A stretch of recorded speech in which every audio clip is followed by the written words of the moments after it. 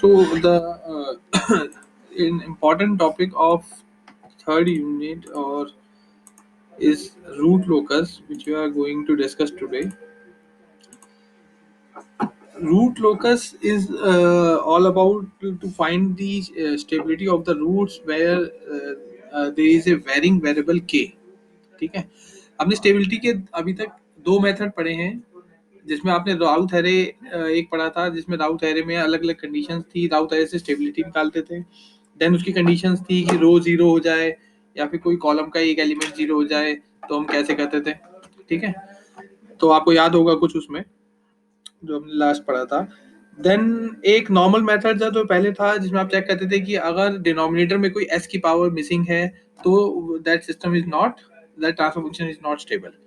ठीक है, then system को स्टेबल बनाने के लिए क्लोज लूप सिस्टम का हमने ट्रांसफर फंक्शन निकाला। देन राउथ एरे से हमने चेक किया कि राउथ हर्विट्ज एरे से आपका स्टेबल है या नहीं है। अगर फर्स्ट कॉलम के सारे एलिमेंट उसके सेम साइन के पॉजिटिव हैं, then the system is stable. ठीक है, अगर अनस्टेबल है तो कितने पोल्स इसके राइट हैंड साइड पे हैं, वो नंबर ऑफ साइन चेंज, अगर पॉजिटिव से नेगेटिव हो रहा है, नेगेटिव से पॉजिटिव हो रहा है, तो उससे हमने देखा था। So now one another method in time domain to find the stability of the system is root locus.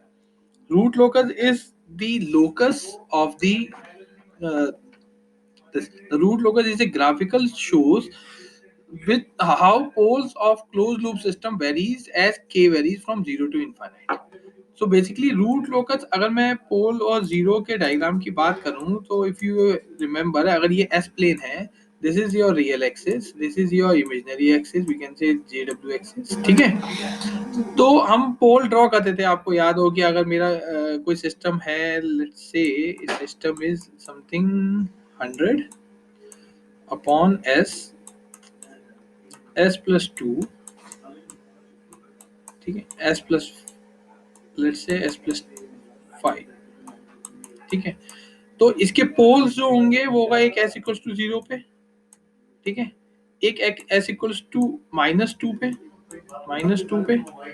एक एस इक्वल्स टू माइनस 5 पे, poles which comes from the denominator. ठीक है, अगर मैं यहाँ पे एक एस प्लस वन और लिख दूं in the numerator, so there is a zero also at,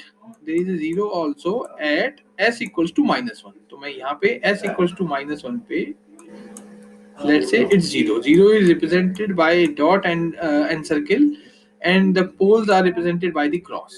So this is the pole zero formation of this particular transfer function। ठीक है, so now if I replace this 100 by a variable k, I am saying the gain is not constant, the gain is variable। so then, due to this k, these poles will be traveled in this S plane. So the path of the path of poles for varying k is called root locus.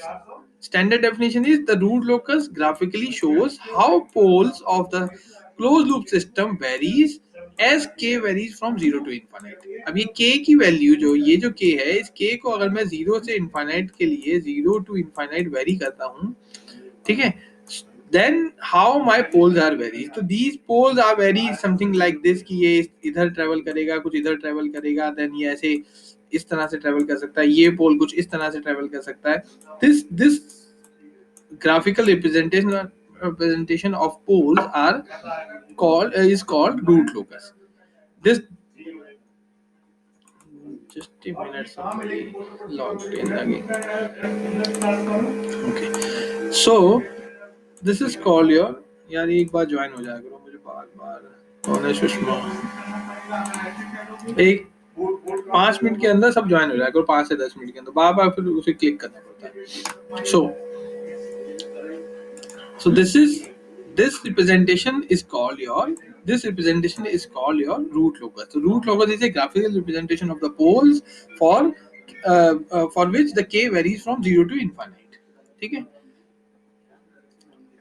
now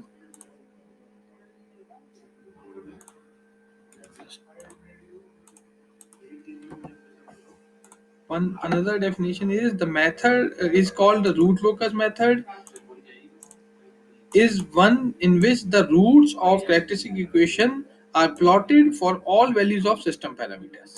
ठीक है. Now let us take an example. Draw the what are the steps to draw the root locus? We'll see it with an example. The a question is draw the root locus of the given system. This is a system given with you where the GSHS value, or we can say the open loop transfer function of the system, is given as k upon s plus 1, s plus 2. So there are some steps which we have to find before drawing the root locus. Very easy steps ऐसा नहीं है, these are all mathematical calculations. बस कैसे करनी है please मतलब please see carefully so that you can draw it in a easy way. Just the first step is the construction of a root locus is to locate the open loop poles and zeros in S plane. कितने poles हैं कितने zeros हैं वो निकालनी है. The root locus is symmetrical about the real axis. ठीक है. The root locus is symmetrical about the real axis. आपको पोल निकालने हैं कितने पोल्स हैं और कितने जीरो हैं, और रूट लोकस जो है आपका रियल एक्सिस के सिमेट्रिक हो, जो आपका नीचे की तरफ एक बार आपने प्लस साइड में बना लिया वही आपका नेगेटिव साइड में बनेगा. So if I am considering this system, the poles of this function is given by the poles are s equals to 0, s equals to 1, s equals to -2. Zero इसमें कोई है नहीं है तो the zeros are nil. So the number of root locus, it is important, the number of root locus is equals to number of poles if poles are greater than zeros. यहाँ पे 3 पोल हैं और जीरो एक भी नहीं है. अगर pole zero से ज्यादा है तो the number of root locus will be equal to the number of poles. अगर zeros पोल से ज्यादा है then the root locus will be equals to number of zeros. The number of root locus depends on the poles and zeros of the system. Whichever is greater, the number of root locus is equal to that particular quantity. तो यहाँ पे 3 पोल है, s equal to 0 पे है, -1 पे है, -2 पे है, तो मैंने ये ड्रॉ कर लिया है. दिस वन इज 0, ये जो है मेरा ये -1 पे है यहाँ पे, और तीसरा पोल जो है -2 पे. 0 कोई है नहीं है. This is your S plane.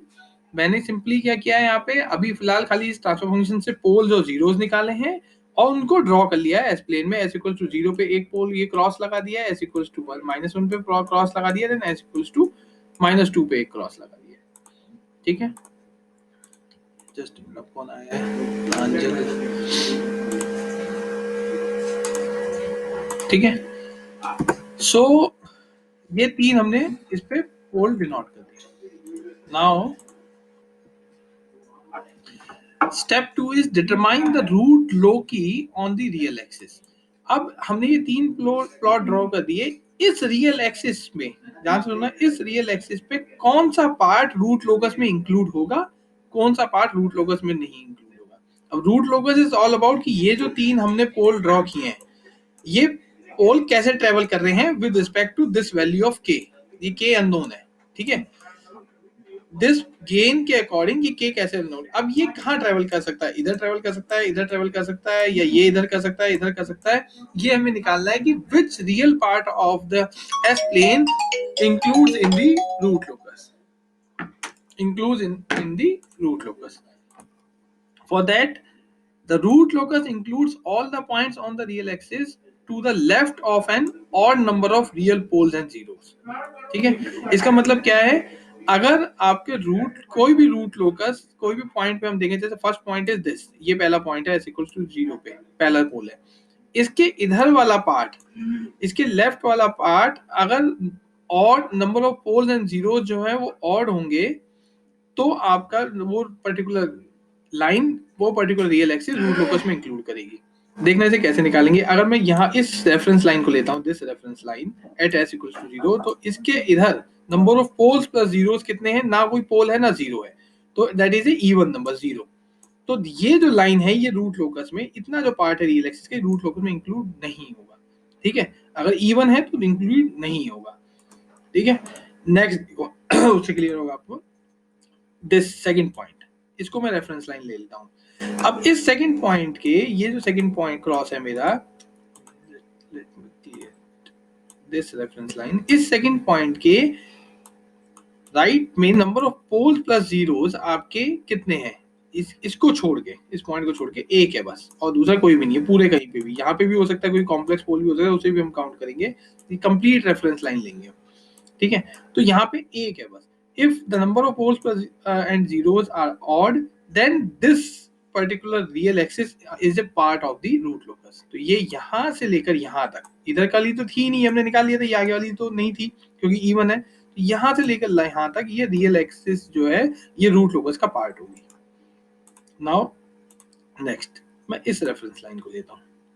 Now इस रेफरेंस लाइन के इधर मेरे number of poles plus zero कितने, 1 2 और even है। So if the number of poles and zeros are even, then this particular axis will not be the part of the root locus। तो ये particular part जो है ये root locus का part नहीं होगा, ये particular line, ठीक है। ये हमने निकाल ली, ये होगी, ये नहीं होगी, ये भी नहीं, ये नहीं होगी और ये भी नहीं होगी, ठीक है। Then one point is eight infinite. मैं यहाँ इनफाइनाइट पे यहाँ खड़े होकर देखूंगा, अगर टोटल मैं लेफ्ट में आ जाता हूँ तो इस लेफ्ट के इधर number of poles plus zeros कितने, तो ये है टोटल 1 2 3, ओवरऑल सारे जितने भी सारे काउंट करने पड़ेंगे इनफाइनाइट पे जाके, 3 है। दैट मीन्स अब यहाँ तक तो हमने निकाल लिया था, यहाँ तक तो हमने निकाल लिया था, इसके इधर इस पोल से इनफाइनाइट तक की जो रियल एक्सिस है ये रूट लोकस का पार्ट होगी, ठीक है। तो तीन चीजें हमने, तीन पार्ट हमने निकाले कि एक तो ये रियल एक्सिस जो रेड, ये जो रेड लाइन है ये रियल एक्सिस जो है रूट लोकस का पार्ट होगी, ये रियल एक्सिस रूट लोकस का पार्ट होगी। कैसे निकाला कि एक पर्टिकुलर पॉइंट पे हम जितने भी पॉइंट्स हमारे पास, जितने भी हमारे पास पोल्स मिले हैं, उन पर्टिकुलर पोल्स पे हम खड़े रेफरेंस लाइन लेके देखेंगे, उस पर्टिकुलर पोल की रेफरेंस लाइन के राइट में अगर number of poles plus zeros even है तो आपकी वो वहां तक की रियल एक्सिस आपकी रियल रूट लोकस का पार्ट होगी। अगर ऑड है तो सॉरी इवन है तो पार्ट नहीं होगी, और अगर ऑड है तो पार्ट होगी, ठीक है। तो these two lines, this line and this line is the part of the real axis। तो अभी तक हमने कुछ नहीं, इनफाइनाइट को जब रेफरेंस मान लोगे भाई, ये 0 पॉइंट है मेरा, ये -1 पॉइंट है, ये -2 पॉइंट है, ठीक है। ये जो नीचे है मैंने यहाँ पे लिखा हुआ है, ठीक है। अब आप जब इनफाइनाइट पे यहाँ पे ले तो इनफाइनाइट के इधर आपको जितने भी नंबर ऑफ पोल्स और जीरोस है, जितने भी पोल्स और जीरोस हैं इस ट्रांसफर फंक्शन में, वो सारे गिनने पड़ेंगे, चाहे वो यहाँ हो चाहे यहाँ हो, ठीक है। कॉम्प्लेक्स पोल भी हो सकता है, अभी तो हम रियल पोल्स को लेके चल रहे हैं खाली। तो 1 2 3, इस सिस्टम में खाली 3 हमारे पोल्स एंड जीरोस हैं। तो total number of pole 3 poles ही हैं, जीरो है ही नहीं, तो 3 ही है टोटल। तो अगर ऑड है तो ये पर्टिकुलर लाइन यहां से लेकर इस पोल तक, उसके आगे की तो हम निकाल चुके हैं, ये आपकी रियल एक्सिस जो है ये रूट लोकस का पार्ट होगी। तो ये इसलिए ये यहां से लेकर इनफाइनाइट तक, this is from till infinite is a part of the real root locus, is a part of the root locus, ठीक है। तो अभी हमने क्या किया है, खाली पोल को यहाँ पे डिनोट किया है और ये निकाला है कि रियल एक्सिस, खाली रियल एक्सिस की बात कर रहा हूँ, इस इमेजिनरी एक्सिस की बात नहीं करी है हमने, ठीक है। रियल एक्सिस का कौन सा पार्ट रूट लोकस में इंक्लूड होगा, तो एक तो ये वाला पार्ट इंक्लूड होगा और एक ये वाला पार्ट इंक्लूड होगा, ठीक है। सो इससे फायदा क्या हुआ, आपको ये पता चला कि which pole can travel at which direction. जैसे ये पार्ट नहीं है रियल एक्सिस रूट लोकस का, तो ये वाला जो पोल है आपका ये इधर नहीं ट्रेवल कर सकता, ये वाला जो पोल है आपका ये इधर ट्रेवल करेगा। ऐसे ये वाला जो पोल है, this pole at 2 equals to s equals to -2 पे जो है, ये आपका इधर ट्रेवल नहीं कर सकता, अपने लेफ्ट में ट्रेवल नहीं कर सकता, सॉरी राइट में ट्रेवल नहीं कर सकता, ये इधर ट्रेवल करेगा, ठीक है, क्योंकि यही रियल एक्सिस जो है रूट लोकस का पार्ट है। तो ए पोल कैन, ध्यान से सुनना, ए पोल sorry, a root locus will start from a pole and terminate either on infinite or a open loop zero। A pole, a root locus starts from the pole and terminates either on infinite or on open loop zero। या तो zero पे terminate होगा एक पोल जो start हो, root locus जो आपका वो पोल से स्टार्ट होगा और वो इनफाइनाइट पे या तो टर्मिनेट होगा या फिर किसी जीरो पे होगा। अब इस केस में, इस पर्टिकुलर क्वेश्चन के केस में आपके जीरो कोई नहीं है। यहाँ देखो आपके खाली पोल्स थे, यहाँ पे जीरोस नील थे। दैट मीन्स आपके जितने भी रूट लोकस हैं वो सारे इनफाइनाइट पे टर्मिनेट होंगे, स्टार्ट होंगे पोल से और टर्मिनेट होंगे इनफाइनाइट पे।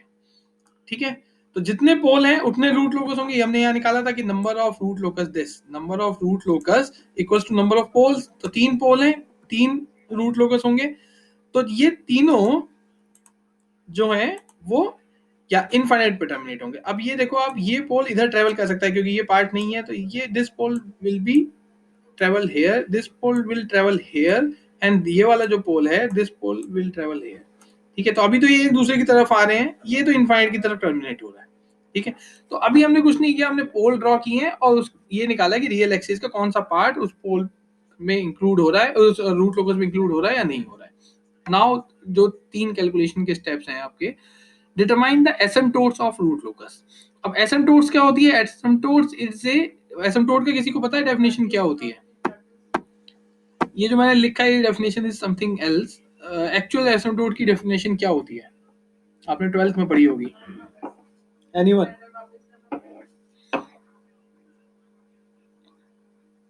कोई तो बताओ। Yes, what is an asymptote? किसी को आइडिया हो?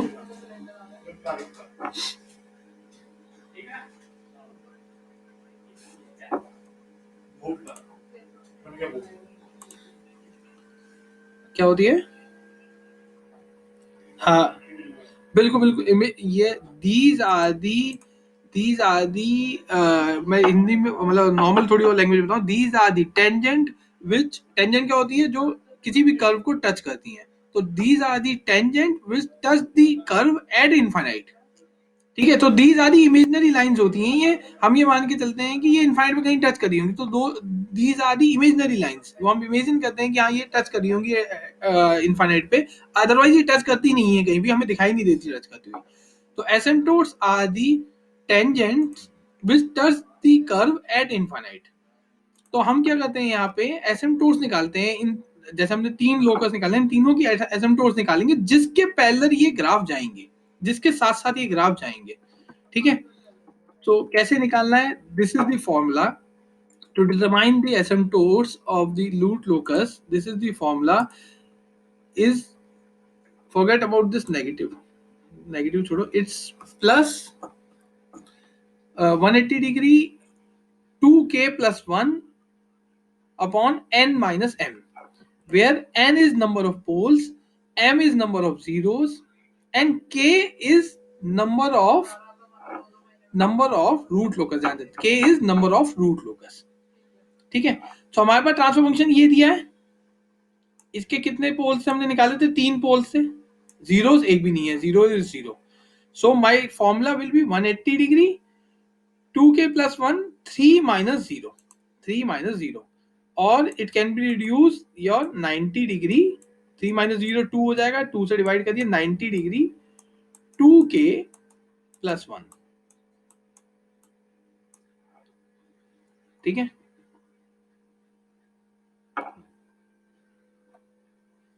Not 90 degree, sorry 60।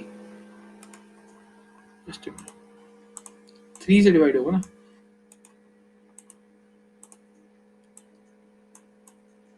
180 divide by 3 60, तो 60 डिग्री इंटू 2k प्लस 1। ठीक है, अब k की value, k will be equals to number of, k will be equals to your number of root locus। तो k को आपको इस तरह से रखना है। so there will be 3 asymptotes because 3 locus हैं तो 3 asymptotes होंगे। तो आप वैल्यू इसकी निकालोगे at k equals to 0, at k equals to 1 and k equals to 2। ठीक है, ये मैंने आपको निकाल के यहाँ दिखाई हुई है कि k equals to 3 पे भी निकालोगे तो ये आएगी, बट इट इज, आप अगर यहाँ देखो तो k equals to 0 by 60, then 180, then 300। अब these 420 is basically the 60 degree, 360 plus 60 है। ठीक है, तो आपको जितने नंबर ऑफ रूट लोकस है वहां तक निकालना है। Since the angle repeats itself as k varied, आपने k को चलाया, k इक्वल्स टू 2 तक तो अलग एंगल आए, k इक्वल्स टू 3 पे वही एंगल आने लगा जो पहले से था।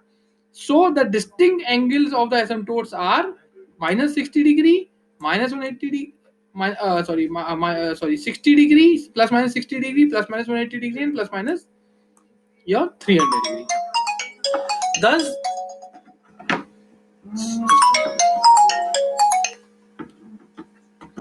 thus there are three asymptotes angle: 60 degree, 180 degree, and 300 degree. Just delete this. Delete this minus. ठीक है, 60 डिग्री और 180 डिग्री, 300 डिग्री. हम पॉजिटिव वाले ही लेंगे, नेगेटिव वालों की बात नहीं करेंगे. We can use negative either positive. ठीक है, तो अगर आप माइनस 60 डिग्री की बात करोगे तो वो 300 डिग्री ही होता है. माइनस 300 डिग्री की बात करोगे तो प्लस 60 डिग्री होता है. ठीक है. Now, to determine the asymptotes of the loco, before we can draw these asymptotes in the complex plane, we have to find the point where they intersect the real axis. ठीक है, point of intersection of asymptotes on real axis can be find as, this is the sigma is the centroid or intersection point of asymptotes. It's called centroid of asymptote or intersection points of asymptote with real axis is equals to summation of poles minus summation of zeros divided by n minus m. अगर आप यहाँ देखोगे तो this is my transfer function. Poles जो है इसके हैं s equals to 0, s equals to -1, s equals to -2. तो 0 plus -1 plus -2 minus sum of zero. Zero कोई है नहीं तो जीरो लिख दिया. Then number of poles minus number of zeros. ठीक है, तो this will be -3 divide by 3 equals to -1. तो मैंने दो चीजें निकाली. एक तो मैंने ये निकाली है सेंट्रॉइड ऑफ एसिम्पटोट्स. ठीक है, देन मैंने उससे पहले निकाला था this three these three angles of asymptotes. Angle निकाले और उसका पॉइंट निकाल लिया जहां पे वो इंटरसेक्ट करेगा रियल एक्सिस को. That is called centroid. अब ध्यान से देखो आप, ये हमने तीन जस्ट ये हमने तीन एंगल्स निकाले हैं. 60 दिस -60 को हम जस्ट -60 नहीं लिखते इसे यहाँ पे हम B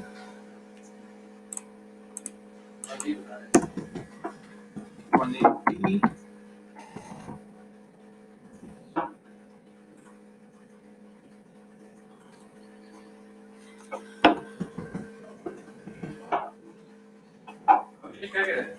okay. So three angles are 60, 180 and 300 and your centroid or intersection point of asymptote is -1. तो मैंने -1 पे एक डॉट और लगा दिया. यहाँ पे ये मेरा सेंट्रॉइड है जहां से मेरी ये एसिम्पटोट्स ड्रॉ होंगी. ठीक है, एसिम्पटोट्स क्या है, जो इन लोकस को इनफाइनाइट पे टच करेंगी. तो एक 60 डिग्री एंगल पे, तो इस पॉइंट से एक 60 डिग्री के एंगल पे दिस इज 60 डिग्री एंगल. एक 180 डिग्री के एंगल पे 180 डिग्री का एंगल ये हो गया. एक 300 डिग्री के एंगल पे, वो 300 को ही -60 लिखा हुआ मैंने, वो बेसिकली -60 ये हो गया, या 300 इस तरह से काउंट करूं मैं. This is your 300. ठीक है, तो एक लाइक दिस. तो दीज थ्री एसिम्पटोट्स आर ड्रॉन. हमने एंगल निकाला एसिम्पटोट्स का, देन उसका इंटरसेक्शन पॉइंट निकाला. ठीक है, तो उस इंटरसेक्शन से हमने तीन लाइन ड्रॉ करी हैं. ये आप ड्रॉ करोगे बकायदा डी का यूज करके ऑन योर ग्राफ पेपर.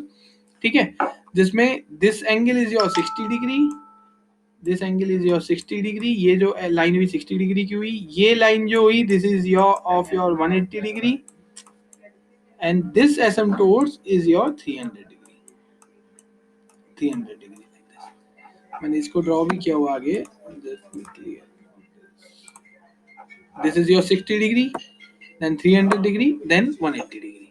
तो ये तीन asymptotes मैंने ड्रॉ करी from the intersection point जो मैंने निकाला using this formula. Using this formula, ये जो इंटरसेक्शन पॉइंट निकाला था हमने ये, देन जो एंगल निकाले थे उन एंगल पे तीन लाइंस हमने ड्रॉ करी, एक 60 डिग्री पे, 300 पे और 180 डिग्री पे. तो हमने अभी तक क्या किया कि तीनों पोल्स ड्रॉ किए, देन ये निकाला कि कौन सी एक्सिस जो है वो रूट लोकस में लाई कर रही है, देन एसिम्प्टोट्स ड्रॉ करी, उसके एंगल निकाले और उस इंटरसेक्शन पॉइंट निकाला जहां से वो एसिम्प्टोट्स कट करेंगी रियल एक्सिस को। वहां से हमने तीनों एसिम्प्टोट्स ड्रॉ करी। अब इन एसिम्प्टोट्स का सिग्निफिकेंस क्या है बेसिकली, अब आपके तीन कर्व बनेंगे बिकॉज तीन पोल है हमारे पास, तो जितने भी कर्व हैं आपके, these asymptotes are the tangent of that curve which touch that curve on infinite। ठीक है, तो ये asymptotes अभी हमने ड्रॉ कर लिए। अब now second is break away point. अब ब्रेक अवे पॉइंट क्या होता है, आपको याद हो मैंने अभी कहा था कि ये एक मेरी रियल एक्सिस जो है ये इंक्लूड है रूट लोकस में, तो ये पोल मेरा इधर ट्रेवल कर सकता है। ठीक है, ये पोल तो इधर ट्रेवल करके इनफाइनाइट पे टर्मिनेट हो जाएगा। अब ये जो पोल है, ये वाली जो मेरी एक्सिस थी ये रूट लोकस का पार्ट थी, तो ये पोल इधर जीरो वाला इधर ट्रेवल करेगा एंड -1 वाला इधर ट्रेवल करेगा। तो these are not reaching towards the infinite. तो ये जो दो पोल हैं, ये क्या होंगे, ये एक ब्रेक अवे पॉइंट से इनफाइनाइट की तरफ टर्मिनेट होंगे at the angle of 90 degree, ऐसे लाइक दिस। तो ये टर्मिनेट होंगे टुवर्ड्स द इनफाइनाइट। ठीक है, from a break away point. तो ये जो पोल, ऐसे दो पोल जो एक दूसरे की तरफ अप्रोच करें, the pole which are heading towards each other will have a breakaway point, from that they will terminate towards the infinite। ठीक है, तो the breakaway point corresponds to a point in the S plane where multiple roots of the characteristic equation occurs। ठीक है, ऐसे points जहां पे multiple roots, ये multiple roots हैं जो एक दूसरे की तरफ आ रहे हैं, तो ब्रेक अवे पॉइंट वो पॉइंट है जहां पे multiple roots of a characteristic equation will meet and terminate towards the infinite. It is the point from which the root locus branches leaves the real axis and enter in the complex plane। तो ये क्या करेंगी, ये real axis को leave कर देंगी और यहाँ पे एंटर कर जाएंगी टुवर्ड्स द कॉम्प्लेक्स प्लेन। तो दैट ब्रेक अवे पॉइंट, ये ब्रेक अवे पॉइंट आपको समझ में कब हमें निकालना है, जब दो ऐसे पोल हैं जो एक दूसरे की तरफ अप्रोच कर रहे हैं। मेजोरिटी ऑफ द केसेस में आपको ऐसे पोल मिलेंगे ही जो एक दूसरे की तरफ अप्रोच कर रहे होंगे। तो इस पोल का जो s इक्वल्स टू -2 पे, ये पोल तो इधर जा रहा है, इनफाइनाइट पे टर्मिनेट हो रहा है, तो we have no problem in that. But ये जो दो पोल हैं ये एक दूसरे की तरफ आ रहे हैं, हमें पोल तो हमारे इनफाइनाइट पे खत्म होने हैं, जो रूट लोकस है वो इनफाइनाइट पे खत्म होना है, तो ये इस पर्टिकुलर ब्रेक अवे पॉइंट से ब्रेक करेंगे at a angle of 90 degree towards the complex plane. ये ऊपर नीचे की तरफ ब्रेक कर जाएंगे, यहाँ से हट जाएंगे रूट लोकस। ठीक है, तो this break away point will be determined by the equation dk by ds equals to 0। The breakaway point or break-even point can be determined from the roots dk by ds equals to 0। So it should be noted that not all the solution of dk by ds corresponds to the actual breakaway point। ऐसा नहीं है कि जो भी इससे solution निकलेंगे वो breakaway point होगा ही, वो हमें चेक करना है कौन सा हमारा अप्रोप्रिएट ब्रेकअवे पॉइंट है।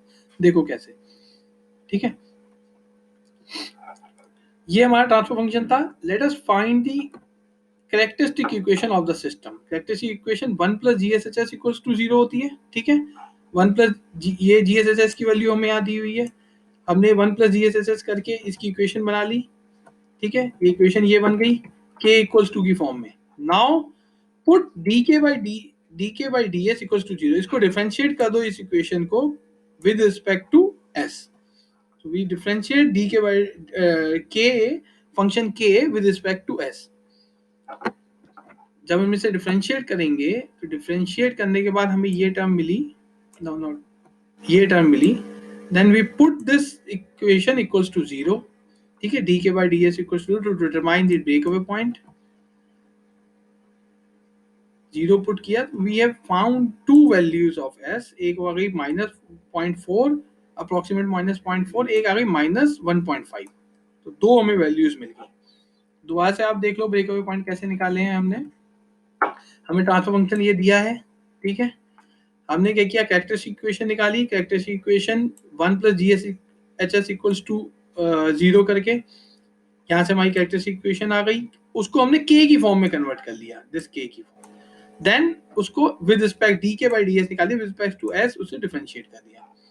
तो dk by ds equals to 0 is the breakaway point, it will give you the breakaway point। तो हमने डिफरेंशिएट किया, उसे 0 पुट कर दिया, तो हमारे पास दो पॉइंट आ गए, 0.4 और -0.4 और -1.5। अब आप देखो इसे कैसे हम इसे लगाएंगे। अब एक तो ये है आपका, ये तो मेरी एसिम्प्टोट थी, ठीक है। अब एक पॉइंट है मेरा ये s equals to 0.4, s equals to 0.4 मेरा यहाँ पे लाई कर रहा है दिस ब्लैक डॉट जो भी आया है, दिस ब्लैक डॉट, ठीक है। ये जो ब्लैक डॉट है, let me change the colour, this black dot is your one breakaway point, ठीक है। सेकेंड ब्रेकअवे पॉइंट जो है मेरा, दैट इज, क्या था मेरा सेकेंड ब्रेकअवे पॉइंट, जस्ट -1.5।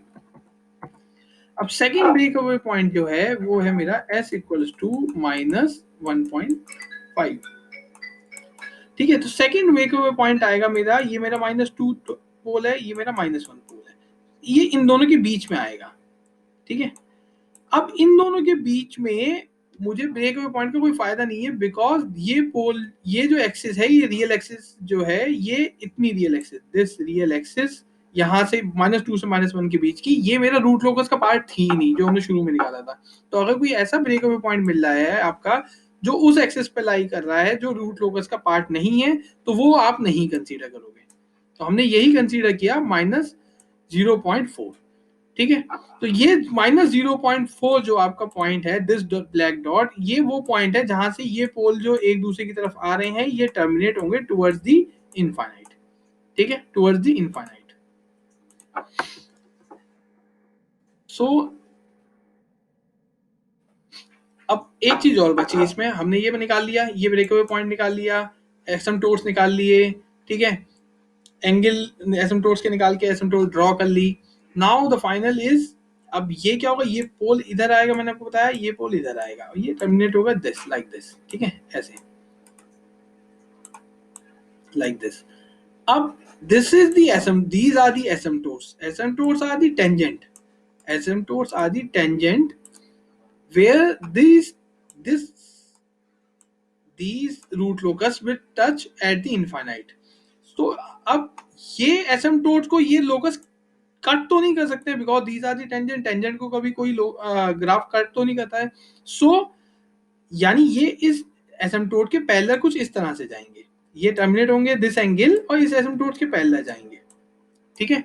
अब इसे कट नहीं कर सकता, आप ये नहीं कह सकते ये ऐसे निकल सीधे निकल जाएंगे, क्योंकि क्योंकि दीज आर दी टेंजेंट, जो ये टेंजेंट ऐसी हैं जो इनफाइनाइट पे टच कर रही हैं, तो टेंजेंट को कभी कोई ग्राफ कट नहीं करता, तो ये these graph will be move parallel towards these tangent, ये ऐसे टर्मिनेट होंगे, ये हमने ब्रेक पॉइंट से निकाला। अब ये इस टेंजेंट की तरफ, इस एसिम्पटोट की तरफ जा रहे हैं, तो ये इसके पैरेलल चले आएगा, ये इसके पैरेलल चले आएगा। अब आप देखो एक चीज रह गई हमारी, ये मेरी इमेजिनरी एक्सिस है, this is my imaginary axis, तो ये ग्राफ इस इमेजिनरी एक्सिस को कहाँ कट कर रहा है, ये पॉइंट और रहेगा, तब मेरा एग्जैक्ट ग्राफ बनेगा। तो मैं क्या करूंगा, इस ब्रेकअवे पॉइंट को इस इमेजिनरी एक्सिस के जहां से ये कट करेगा उसे मिला दूंगा, इस ब्रेकअवे पॉइंट को इस इमेजिनरी एक्सिस के कट से मिला दूंगा, और ये मेरा फाइनल ग्राफ बन जाएगा, ठीक है। Let's see. So the fifth step is determine the point where root locus cross the imaginary axis। imaginary axis को कट कर रहा है या नहीं कर रहा है, ये हम निकालेंगे, ठीक है। For this again we have to draw the Routh array। दो तरीके हैं इसके निकालने का, एक Routh array का, वही आपने जो सीखा था। So this is the characteristic equation, ये मेरा ट्रांसफर फंक्शन था। कैरेक्टरिस्टिक इक्वेशन अभी हमने पहले भी निकाली थी, लेट मी शो यू,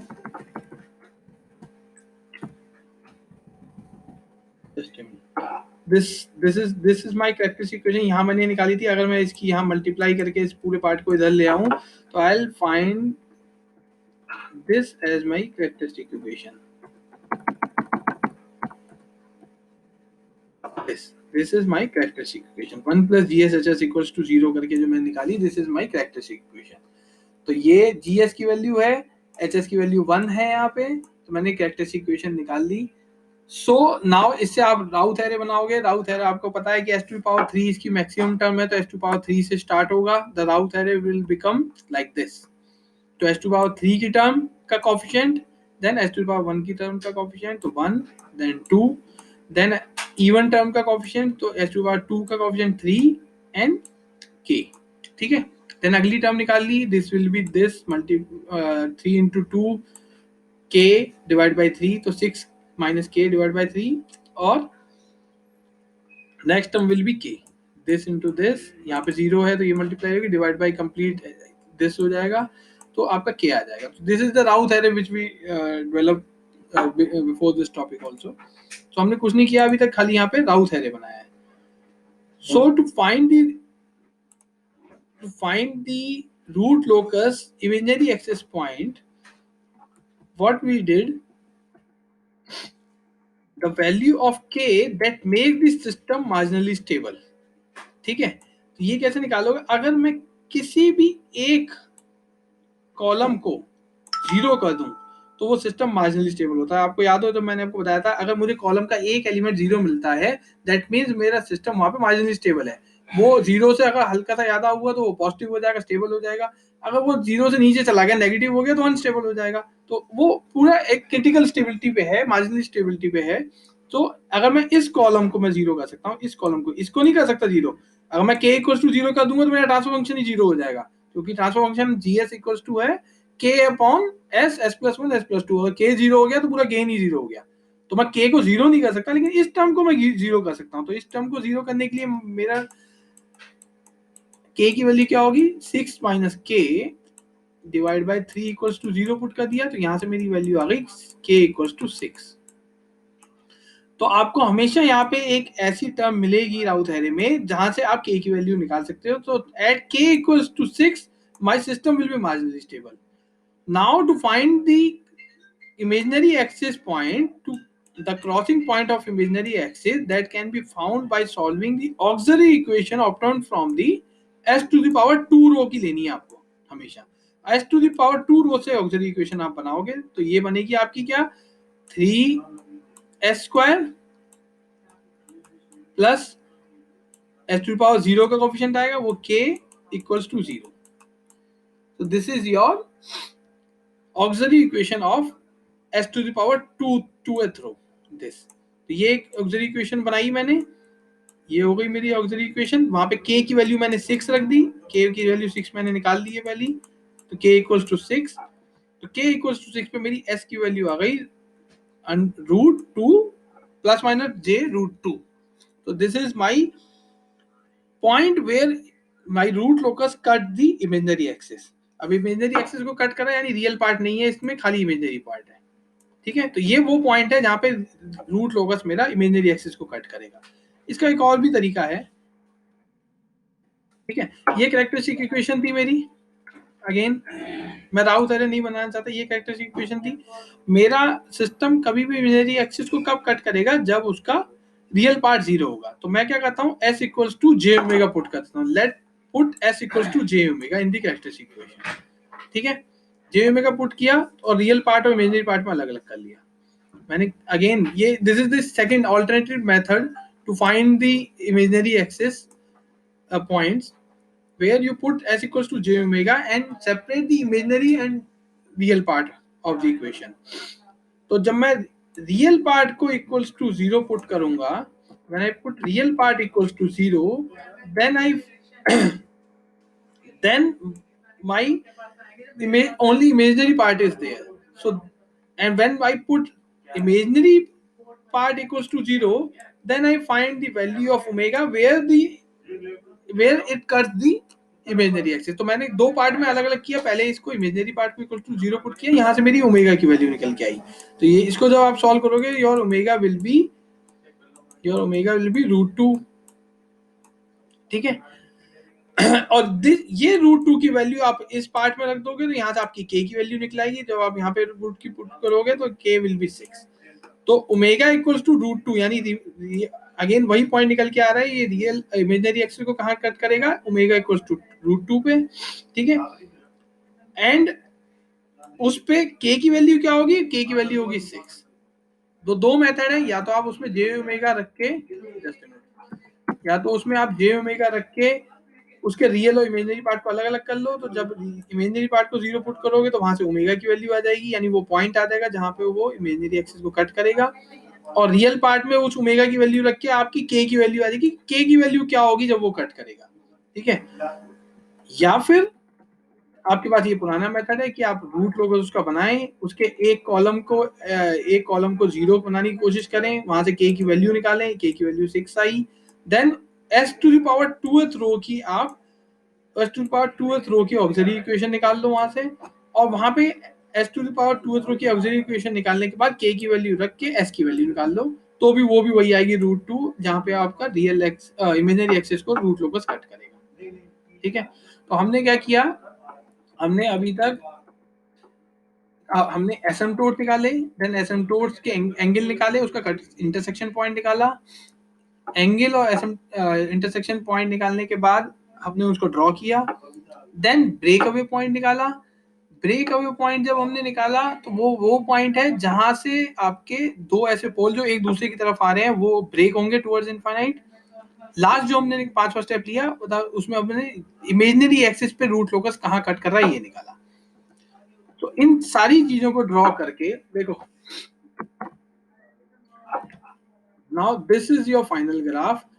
हमारा जो पहले ग्राफ था, मैं यहाँ पे ड्रॉ करता हूँ, वो ये था कि हमने क्या करा था, पहले हमने यहाँ पे 3 पोल ड्रॉ किए थे। ठीक है, ये 0 पे था, ये -1 पे था, एंड ये मेरा -2 पे था। ठीक है, मैंने ये कहा कि ये -2 वाला तो यहीं से इनफाइनाइट की तरफ टर्मिनेट हो जाएगा। जस्ट ये तो मेरा -2 वाला इधर से ही इनफाइनाइट की तरफ टर्मिनेट हो जाएगा। ठीक है, यहाँ पे मैंने एक इंटरसेक्शन पॉइंट निकाला था, sorry intersection point break away point निकाला था जिसकी वैल्यू थी -0.4 अप्रोक्सीमेट। ठीक है, एक एसिम्प्टोट ड्रॉ करी थी मैंने यहाँ से, एक एसिम्प्टोट थी 60 डिग्री पे, एक एसिम्प्टोट थी ये वाली 180 डिग्री पे, एक थी 300 डिग्री पे। ठीक है, तो ये ब्रेक अवे पॉइंट है जहां से ये दोनों पोल जो है, ये पोल इधर आएगा -1 वाला और 0 वाला इधर आएगा, ये दोनों ब्रेक होंगे। ठीक है, तो ये पोल इस एसिम्प्टोट के पैरेलल इस तरह से चले जाएगा। ये इमेजिनरी एक्सिस को कहाँ कट करेगा, ये हमने फिर निकाला, ये इमेजिनरी एक्सिस को कट करेगा √2 पे। ठीक है, √2j पे, जहां पे k की वैल्यू इक्वल्स टू होगी, k की वैल्यू इक्वल्स टू 6 होगी। ठीक है, ऐसे ये नीचे एक पोल नीचे की तरफ जाएगा, यू कैन नॉट से कि ये वाला पोल नीचे गया है या -1 वाला नीचे गया है। तो ये सिमेट्रिक होता है रियल एक्सिस के अलोंग, तो इसलिए आप ये नहीं कह सकते कि कौन सा पोल नीचे गया है।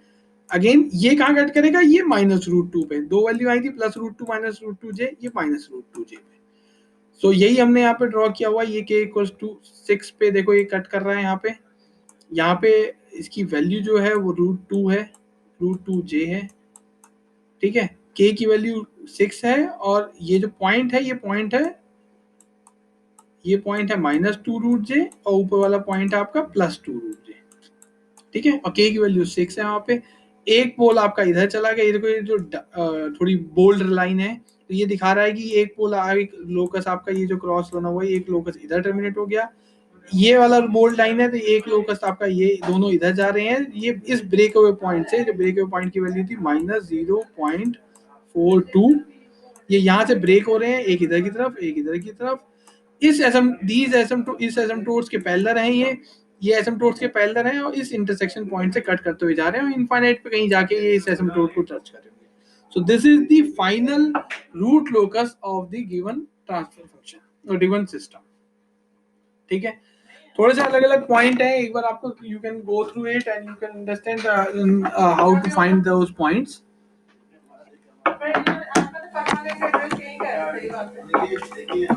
This is a or same graph without any punctuation on that। यही ग्राफ है, इसी को इस तरह से ड्रॉ किया हुआ यूजिंग मैटलैब। ये आपने ये एक तरह से आपको ग्राफ में रफ हैंड से आपने ड्रॉ किया वो चीज है, ये मैटलैब का ड्रॉ है। It's all are same things. तो एक बार आप कंप्लीट इसको देखो, हमने क्या क्या किया। हमने पहले ये 3 पॉइंट ड्रॉ निकाले, पोल दो जीरोस निकाले, देन हमने उसके एसिम्प्टोट्स के एंगल निकाले, एसिम्प्टोट्स का इंटरसेक्शन पॉइंट निकाला। ऐसे देखो मैं यहाँ लिखता हूँ, पहले हमने पोल्स और जीरोस निकाले, पोल्स एंड जीरोस निकाले। सेकंड पॉइंट था हमने एंगल निकाला, angle angle of asymptotes, angle of asymptotes short में लिख दिया मैंने एसिम्प्टोट्स। ठीक है, देन उसका एसिम्प्टोट का इंटरसेक्ट वो निकाला हमने, इंटरसेक्शन पॉइंट और सेंट्रॉइड जिसे हम कहते हैं सेंट्रॉइड।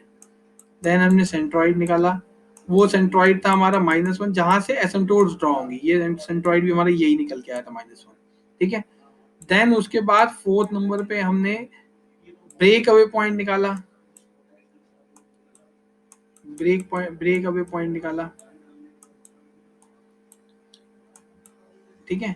ब्रेक अवे पॉइंट वो पॉइंट है जहां से ये पोल ब्रेक हो रहे थे, this point. Then fifth number पे हमने intersection with imaginary axis, your intersection, short में लिख रहा हूँ intersection with imaginary axis, with imaginary axis, ठीक है। Intersection with imaginary axis. तो ये 5 पॉइंट थे। हमने पहले पोल जो जीरोस निकाले, उससे निकाला कि कितने मेरे रूट लोकस होंगे, ठीक है। उन्हें ड्रॉ किया, एंगल ऑफ एसिम्प्टोट निकाला, सेंट्रॉइड निकाला, देन एसिम्प्टोट ड्रॉ करी, ये जो एसिम्प्टोट ड्रॉ करी थी हमने तीन। देन ब्रेक अवे पॉइंट निकाला, ब्रेक अवे पॉइंट को खाली हमने ड्रॉ किया। देन इंटरसेक्शन निकाला कि वो इमेजिनरी एक्सिस को कहाँ इंटरसेक्ट करेंगे। तो इस ब्रेक अवे पॉइंट से इस इंटरसेक्शन को मिलाते हुए ये लाइन बन गई, इस ब्रेक अवे पॉइंट से इंटरसेक्शन, ये वाला इंटरसेक्शन पॉइंट को मिलाते हुए दूसरी लाइन बन गई। और एक आपकी लाइन ये है, इसकी जरूरत ही नहीं है इंटरसेक्शन पॉइंट निकालने की, क्योंकि ये सीधे इनफाइनाइट पे टर्मिनेट हो रही है। So these five steps are included in finding the root locus of this particular question. एक बार इसको गो थ्रू करो सही से, खुद से देखो, मैं पीपीटी भी अपलोड कर दूंगा, so that you can understand कि कैसे किया है ये, ठीक है।